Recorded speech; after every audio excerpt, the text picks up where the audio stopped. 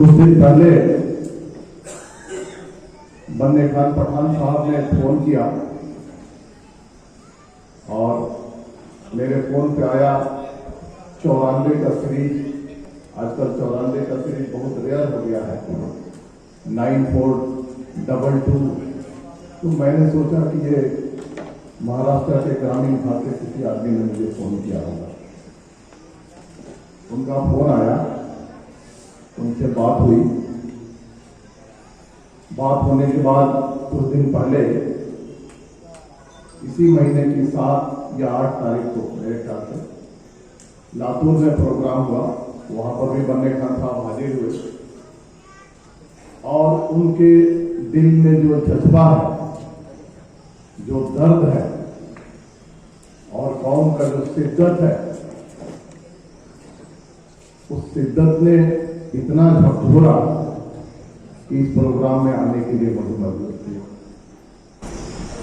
पहले मुझे पुणे से जालना आना था ट्रेन से, लेकिन अचानक 2 दिन पहले मैं दिल्ली चला गया और दिल्ली से आना बहुत मुश्किल था। लेकिन फिर भी बन्ने साहब का जो दर्द और शिद्दत को देख करके मैं आया। मैं आपको बता दूं कि आज सुबह 3:15 बजे अलार्म लगा करके मैं उठा और आपकी खिदमत में हाजिर हुआ। दूसरी बात यह है दोस्तों कि दिसंबर 2019 में सीएए के खिलाफ जब मैंने रिजाइन किया था तो मेरी सर्विस 22 साल 3 महीने हो चुकी थी और इस वक्फा में एक बार भी मैं जालना नहीं आया। मैं सोचा कि जालना जाता हूं, मिलता हूं वहां के लोगों से और देखता हूं कि कैसे जालना के लोग हैं कि गुजरात पार्टी जैसे नौजवान को फायदा करते हैं। बहरहाल बात जो दिल से निकलती है असर रखती है, पर नहीं ताकते परवाज मगर रखती है। और किसी ने कहा है कि पर से नहीं हौसलों से उड़ान होती है।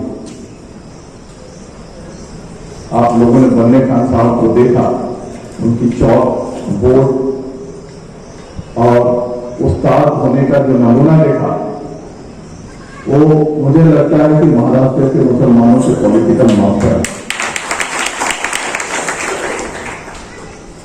दोस्तों यही बात मैंने एक किताब लिखी है, एब्सेंट इन पॉलिटिक्स एंड और political exclusion of Indian Muslims. 1 साल पहले 18 सितंबर 2023 को इस किताब का इजरा हुआ था डॉक्टर अम्बेडकर इंटरनेशनल सेंटर में और आज 5 लैंग्वेजेज में उसका तर्जुमा हो रहा है।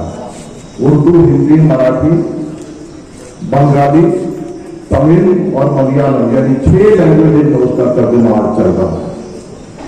और इंशाअल्लाह ताला 15-20 दिन के बाद उर्दू का जो नमूना है, उर्दू की जो किताब है वो आपके सामने हाजिर होगी। और उस किताब में मैंने यही सारे आदाद और शुमार, आंकड़े, फैक्ट्स और फिगर हमने आपके सामने रखा है। दोस्तों जब देश आजाद हुआ तो मेरे वालिद की उम्र 7 से 8 साल की थी। जब हम बड़े हुए 10 साल, 12 साल, 15 साल कॉलेज में गए तो हम वालिद से पूछते थे, हम अपने वालिद को बाबा बोलते थे बिहार में। हम भी गांव से आते हैं और किसान खानदान से आते हैं, तो हम बोलते थे बाबा जब देश आजाद हुआ तो आप क्या कर रहे थे, आपने कैसा महसूस किया? तो उन्होंने कहा बेटा जब देश आजाद हुआ तो हम खेत में देखिए कब आजाद हुआ, 15 अगस्त 1947 को आजाद हुआ, यानी बरसात का वक्त चल रहा था। जब देश आजाद हुआ तो हम धान की रोपनी करते थे। आपको पता है ना धान कैसे बोया जाता है? पहले बीज गिराया जाता है एक जगह पे और बीज छोटे छोटे हो जाते हैं तो उनको उखाड़ करके दूसरे जगह पे उनको छोटे छोटे 1 फुट की 9 इंच 10 इंच की दूरी पे उनको रोपा जाता है। इसको रोपनी बिहार में कहते हैं। बेटा जब देश आजाद हुआ तो हम रोपनी कर रहे थे खेत में और किसी ने कहा कि महात्मा गांधी जी ने देश को आजादी दिलाई है। यानी कहने का मतलब यह है कि जब देश आजाद हुआ तो भारत के 90% मुसलमानों को यह पता नहीं था कि देश में चल क्या रहा है। जब उनको ये नहीं पता था कि देश में चल क्या रहा है, तो भारत के मुसलमानों को जब पार्टीशन हुआ तो उसके लिए जिम्मेदार आप कैसे ठहरा सकते हैं? समझने वाली बात है कि जब हमको कुछ पता ही नहीं है कि देश में क्या चल रहा है, तो हमको पार्टीशन के लिए जिम्मेदार कैसे ठहराया जा सकता है? फिर आता है आईटी सेल की जानकारी। आप पढ़ेंगे तो आईटी सेल वाले कहते हैं कि नहीं, मुसलमानों ने 1946 के इलेक्शन में मुस्लिम लीग को वोट किया था, देश का बंटवारा किया था और पाकिस्तान और बांग्लादेश बना, लेकिन सारे मुसलमान यहां पे रह गए। मैं कहना चाहता हूं कि वोट किसने किया था? उस वक्त वोट देने का अधिकार किसको था? उस वक्त वोट देने का अधिकार सरदारों को, एलीट क्लास के लोगों को, ग्रेजुएट को, पोस्ट ग्रेजुएट को, बड़े बड़े बिजनेसमैन को था। अब आप बताइए इस कैटेगरी में दलित, आदिवासी और मुसलमान आते हैं क्या? कहने का मतलब है कि देश की जो पार्टीशन हुआ, इसको जो तोड़ा गया, इसमें मुसलमानों का बिल्कुल रोल नहीं था। यह एक पॉलिटिकल डिसीजन था और यह पॉलिटिकल डिसीजन लेने में जितनी मुस्लिम लीग जिम्मेदार है, उतनी ही यहां की कांग्रेस पार्टी और उस वक्त की हिंदू महासभा जिम्मेदार थी। और यह बिल्कुल पॉलिटिकल डिसीजन था जिससे जनता को कुछ भी लेना देना नहीं था। बहरहाल उससे और आगे बढ़ते हैं। जब संविधान बना और राइट विंग के लोगों ने मुसलमानों को टारगेट करना शुरू किया कि इनकी वजह से देश का विभाजन हुआ, तो हमारे उलमाओं ने, हमारे बुजुर्गों ने यह कहा कि हमको अलग पॉलिटिकल पार्टी बनाने की जरूरत नहीं है, हमको देश में जो सेकुलरिज्म है उसको मजबूत करने की जरूरत है। उन्होंने जवाहरलाल नेहरू के सेकुलरिज्म को देखा, उन पर विश्वास किया, उन पर भरोसा किया और कांग्रेस पार्टी को उलमाओं के कहने के ऊपर, बुजुर्गों के कहने के ऊपर आंख बंद करके उनको वोट करते हैं। और वोट करते करते आपको पता है आज लोकसभा के 18 इलेक्शन हो चुके हैं, महाराष्ट्र असेंबली के लगभग 17 इलेक्शन हो चुके हैं, 18वां होने जा रहा है। आपको क्या मिला? आपको क्या मिला बताइए? आपको यही मिला स्ट्रक्चर कमेटी की रिपोर्ट 2006, गोपाल पैनल की रिपोर्ट 1980, महमूदुर रहमान कमेटी की रिपोर्ट 2007, रंगनाथ मिश्रा कमीशन की रिपोर्ट 2007 और उसके बाद कुंडू कमेटी की रिपोर्ट 2014।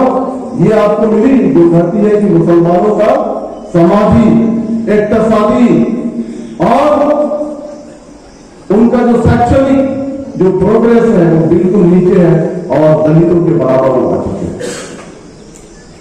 हिफाजत के तौर पे आपको क्या मिला? आपको दिल्ली मिला, आपको भागलपुर मिला, आपको भिवंडी मिला, आपको सूरत मिला, आपको गोधरा मिला, आपको हसीनपुरा मिला, 1992 में बाबरी मस्जिद को शहीद की गई, ये मिला। चुपचाप वोट करते हुए जब आप गए, आज आप बैठ करके 10 मिनट निकालिए कि हमने आंख बंद करके हमारे दादा ने कांग्रेस को वोट किया, हमारे बाप ने कांग्रेस को वोट किया, मैं वोट कर रहा हूं, मेरा बेटा भी वोट कर रहा है और ये 70-75 साल में सेकुलर पार्टियों ने हमें कहां पहुंचाया, हमें क्या किया? इसका तज्जिया कीजिए, इसको रिव्यू कीजिए और जो वोट आप आंख बंद करके दे रहे हैं इसको रिव्यू कीजिए कि ये सही है या गलत। दोस्तों, मैं ये कहना चाहता हूं कि इसका नतीजा ये हुआ कि आज 18 इलेक्शन हो चुके हैं और पार्लियामेंट में आपके 25 एमपी, आपके कितने एमपी होने चाहिए? 78 एमपी होने चाहिए। यानी 70 में से 30 हासिल कर रहे हैं, 100 में से 30 हासिल कर रहे हैं और 70% का डेफिनेशन है।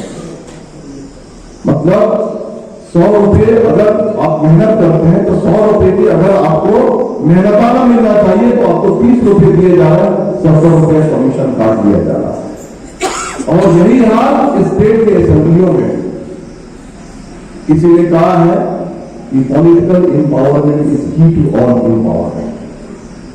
अगर आप पॉलिटिकली एम्पावर्ड हैं, सजग हैं, सतर्क हैं, विकसित है तो आपको कहीं और देखने की जरूरत नहीं है। आपकी तालीम देख ली जाएगी, आपका तजारत सही रहेगा, आपका सामाजिक प्रोग्रेस वो भी सही रहेगा। लेकिन शर्त यह है कि आप पॉलिटिकल तौर पर आप एम्पावर्ड होने चाहिए। लेकिन आज विडंबना यह है, बड़े अफसोस की बात यह है कि पॉलिटिकल एतबार से आप बिल्कुल निचले पायदान पर, यानी सबसे ज्यादा पिछड़े हैं। हमारे दलित भाइयों को, आदिवासी भाइयों को पॉलिटिकल रिजर्वेशन है। नेता कैसे जाते हैं उसमें नहीं, क्वालिटी में मैं नहीं जाता हूं, लेकिन क्वांटिटी उनको मिल रहा है। अगर उसकी क्वालिटी अगर चेक करेंगे तो कैसे कैसे नेता उनके पार्लियामेंट और असेंबली में पहुंच रहे हैं कि उनके रिजर्वेशन को खत्म करने की बात होती है, एट्रोसिटी कानून के खत्म करने की बात होती है और सब मोदी के भेड़ और बकरी की तरह उसके पीछे चलते हुए उसको खत्म करने की बात करते हैं। क्वालिटी पे मैं नहीं जा रहा, क्वांटिटी उनको मिल रही है, लेकिन आपको क्वालिटी भी नहीं मिल रही है, क्वांटिटी भी नहीं मिल रही है। दोस्तों, अब मौका आ गया है कि बैठ करके इस पर बात की जाए। और बैठ करके कैसे बात की जाए? आपने देखा होगा कि हम उम्रा के लिए जाते हैं, हज के लिए जाते हैं तो ट्रेनिंग का ऑर्गेनाइज किया जाता है। ये उम्रा की ट्रेनिंग है, ये हज की ट्रेनिंग है। अभी रमजान आने वाला है, उस दिन की 2 दिन की ट्रेनिंग है। लेकिन जिस चीज से आपकी पूरी जिंदगी को नजर है, जिस चीज से सारी चीजें डिसाइड होती हैं, उसके लिए कोई ट्रेनिंग नहीं। मैं आपको कहना चाहता हूं कि बहुत ज्यादा मेहनत मत कीजिए अपने बच्चों को सिर्फ 3 चीजें सिखाइए। पहला ये, उनको तालीम याफ्ता बनाइए, अच्छा से अच्छा उनको तालीम दीजिए। दूसरा ये, उनकी हिम्मत अफजाई कीजिए। आज कहा है किसी ने कि तुम्हारी मस्जिद तोड़ दी गई, तुम्हारे मौलानाओं को पीटा जा रहा है, गांव में घुसने नहीं दिया जा रहा है, लेकिन तुम सड़कों पर निकल नहीं रहे हो कानून के दायरे में। तुम्हारी मस्जिद 2019 में साजिश के तहत दूसरे को दे दिया गया, तुमने अपनी तकलीफ तक नहीं रखने के आदत से तुमने जाहिर की। तो दूसरा चीज सिखाइए अपने बच्चों को, उनको हिम्मत सिखाइए। जिस कौम ने 700 साल तक इस देश पे राज किया है, उनके अंदर हिम्मत नहीं है। उनकी हिम्मत अफजाई कीजिए। और कैसी हिम्मत अफजाई कीजिए कि कानून के दायरे में अपने दिल के दुख और दर्द को जाहिर करना, कानून के दायरे में रास्ते पर उतरना, कानून के दायरे में कलेक्टर और एसपी को मेमोरेंडम देना, कानून के दायरे में महात्मा गांधी के पुतले के नीचे बैठ करके, कानून के दायरे में डॉक्टर अम्बेडकर के पुतले के नीचे बैठ करके अपनी कैफियत को जाहिर करना, ये कोई अपराध नहीं है। इससे तुमको किसी का नहीं होता। अपने बच्चों को ये सिखाइए कि घर से बाहर निकलो और अपनी हिम्मत को बढ़ाओ। और तीसरा सिखाइए दोस्तों, जो देश का जो पॉलिटिकल प्रोसेस है इसमें हिस्सा हो, इसमें अपनी हिस्सेदारी को बढ़ाओ। मैंने कहा ना कि हज की ट्रेनिंग होती है, उम्रा की ट्रेनिंग होती है। आजकल तो शुरू हो गया है कि शादियों से पहले जोड़ों की ट्रेनिंग होती है, जरूरी है। लेकिन पॉलिटिकल ट्रेनिंग कहाँ होती है।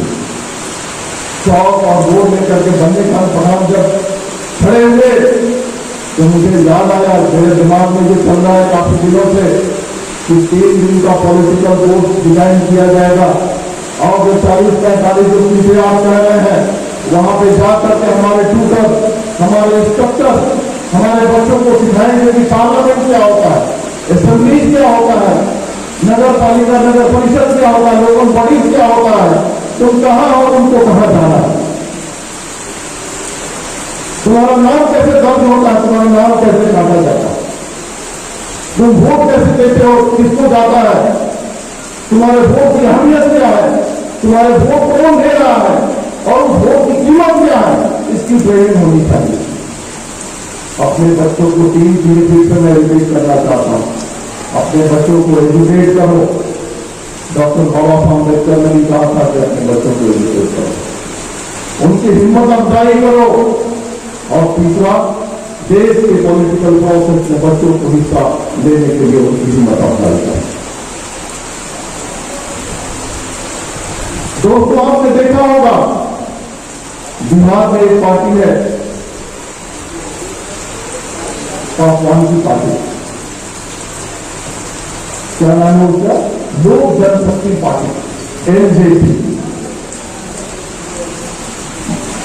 पासवान जो है पासी जाति से बना था, जाति पासी, पासवान टाइटल, दलितों का एक जाति है, 10 से 15% बिहार में दलित है और उसमें से एक जाति यानी 1% आबादी है और उसके 5 सांसद है, 5 खासदार है बिहार में।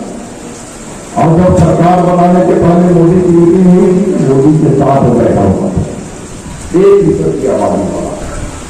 आपकी कितनी आबादी है? आपकी 15.5% आबादी, आपको कहीं नहीं गिरा जाता। महाराष्ट्र में इलेक्शन हुआ, 48 सीटें हैं, आप 5 डिजर्व करते हैं, आपको 1 भी टिकट नहीं दिया गया। और समझिए आपकी क्या कीमत है।